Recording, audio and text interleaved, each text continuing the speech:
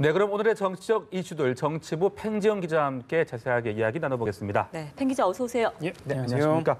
먼저 더불어민주당 문재인 후보 이야기부터 좀 해보겠습니다. 대선 첫 행보로 호남을 오늘 방문했다고요? 네, 앞서 리포트에서 보셨지만 오늘 바로 광양과 광주, 목포를 잇는 이 호남 광폭 행보를 시작을 했습니다. 오늘 아침 일찍부터 일정이 시작을 했는데 광양 제철소를 시작으로 해가지고 광주와 목포까지 쉼없이 하루 일정을 빼곡히 채웠습니다.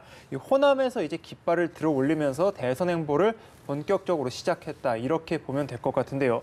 문재인 후보는 이제 지금부터가 진짜 시작이라면서 이제 본선에서 자신의 경쟁력을 보여주겠다, 이런 자신감을 비추기도 했습니다. 네. 특히 통합을 오늘 일정에서 강조를 했는데 지금 현재 편가르기가 극심하다면서 이런 편가르기를 그만하고 우리 국민이 이제 통합을 해야 하지 않겠느냐, 이런 메시지를 계속해서 내놨습니다.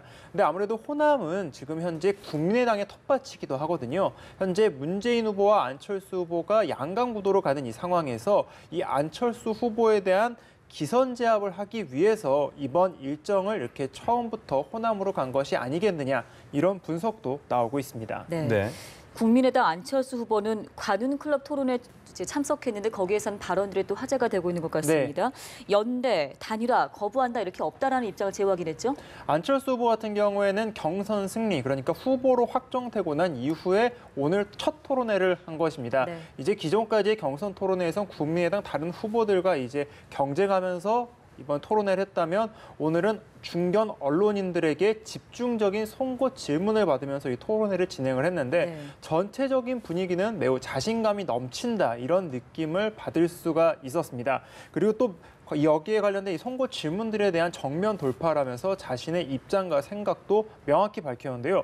눈에 띄는 것은 계속해서 질문이 바른정당과 연대를 할 것이냐, 아니면은 반문연대의 주역으로 나서겠느냐, 다른 정당과 손을 잡겠느냐. 아무래도 문재인, 안철수 이 양강 구도로 갔을 때 안철수 후보가 유리하다는 여론조사가 계속해서 나오다 보니까 과연 안철수 후보가 다른 이제 자유한국당 홍준표 후보라든지 바른정당 유승민 후보와 손을 잡아서 반문연대를 이룰 것이냐, 이런 질문이 계속해서 나왔는데 안철수 후보는 단호하게 자신은 이번 선거에서 연대는 없다라고 말을 했습니다. 그러면서 문재인 후보에 대한 이 견제도 지속해서 했는데요. 문재인 후보에 대한 대세론이 있지 않습니까? 그런데 이 대세론은 가고 대탕평의 시대가 올 것이라면서 지금 국민의당은 아무래도 이 소수 정당 40석밖에 안 되고 더불어민주당보다 의원 수가 적은 정당이기 때문에 앞으로 안철수 후보가 대통령이 된다고 해도 전국 주도권을 잡기 어려울 것이다, 이런 전망이 나오고 있는데 거기에 대한 해답으로 대탕평 시대를 열겠다. 문재인 후보 측에 있는 사람들도 내가 나중에 영입할 수 있다, 이런 얘기를 하면서 더욱더 자신감을 보였고요. 그리고 또 눈에 띄는 부분이 현재 안철수 후보가 설립을 했던 안랩의 주가가 굉장히 많이 오르고 있는 상황인데 자신이 만약에 대통령이 되면 이 안랩 주식을 모두 백지 신탁을 하겠다라고까지 얘기하기도 했습니다. 네, 이런 가운데 오늘 이현주 의원이 민주당을 탈당을 해서 국민의당으로 입당을 했습니다. 배경 또 앞으로의 영향 어떻게 좀 볼 수 있겠습니까? 이현주 의원은 비문 진영, 그러니까 민주당 내에서도 비문 진영으로 꼽히는 의원이었는데요. 오늘 탈당을 했습니다. 그러면서 한 말이 안철수와 새 대한민국을 만들겠다. 그러니까 민주당을 떠나서 국민의당으로 가겠다, 이렇게 밝혔는데요. 이번 경선 결과를 보면서 민주당에서 희망이 없다고 생각했다, 이렇게 말을 했습니다. 문재인 후보에 대한 불만을 표시했다, 이렇게 해석할 수 있는데요. 이로써 국민의당은 40석을 갖추게 됐고요. 그리고 좀 짚어봐야 되는 부분이 이현주 의원은 최근 이제 대통령 출마 선언을 한 김종인 전 비상대책위원장, 비상대책위 대표와 가까운 것으로 현재 알려져 있는 김종인계 의원이기도 합니다. 이 따라서 김종인 지금 대통령 후보로 좀 나선 전 대표가 이제 국민의당과 손잡는 것이 아니겠느냐, 이런 전망까지 현재 나오고 있는데 현재 이제 후보들 간의 연대는 이제 후보들끼리의 문제이기 때문에 자신은 개입하지 않겠지만 자신이 나설 일이 있으면 역할을 하겠다라는 의미심장한 발언도 하기도 했거든요. 따라서 김종인 전 대표와 안철수 후보 간의 어떤 관계가 이루어질지는 앞으로 좀 더 지켜봐야 될 것 같습니다. 자, 끝으로 보수 진영 후보들 얘기를 해볼 텐데요. 자유한국당 홍준표 후보 오늘 호남 방문했다고 하던데요. 네. 또 바른정당 유승민 후보는 PK 지역 공략했다고요? 예, 그렇습니다.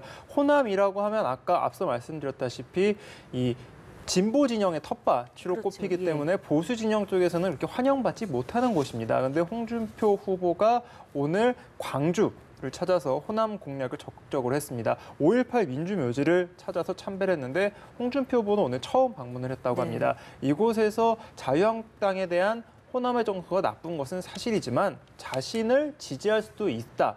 자기는 광주에서도 과거에 지낸 적이 있고 그래서 본인이 또 광주 시민이다 이렇게 표현을 하기도 했거든요. 그러면서 홍준표 후보가 자신처럼 광주에서 산 후보, 대통령 후보가 없기 때문에 자신도 충분히 이곳에서 지지자들이 있을 것이다라는 자신감을 보이면서 또 그리고 홍준표 후보의 이 아내분이 호남 출신입니다. 그래서 또 본인이 또 호남 사이임을 또 강조하기도 했었고요. 네. 그리고 이 반면에 이제 유승민 후보는 현재 보수 지역으로 이제 꼽히는 TK와 PK, TK에 이어서 이제 PK 공략에 나서는데요. 부산, 경남 지역을 다니면서 이제 보수 지지자들의 이 자신을 이제 지지해 줄 것을 호소를 하기도 했습니다. 그리고 홍준표 후보 같은 경우에는 경남지사이기도 하거든요. 네. 그래서 어떻게 보면 경남 지역이 자신의 안방이기도 한데 이 안방에서 기자회견을 하면서 홍준표 후보를 정면으로 공격을 하기도 했습니다. 지금 홍준표 후보 같은 경우에는 경남지사를 유지한 채 대선을 지금 계속해서 뛰고 있는데 이것이 과연 맞는 것이냐라면서 직접적인 공격을 하기도 했었고요.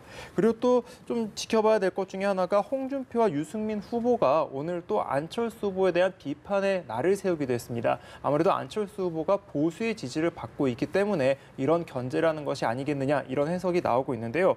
앞으로 지금 홍준표, 유승민, 안철수 후보 간의 경쟁 관계도 조금 더 눈여겨봐야 되는 부분이다 이렇게 볼 수 있겠습니다. 네, 지금까지 대선 주자들의 움직임 자세하게 살펴봤습니다. 네, 팽 기자 잘 들었습니다. 고맙습니다.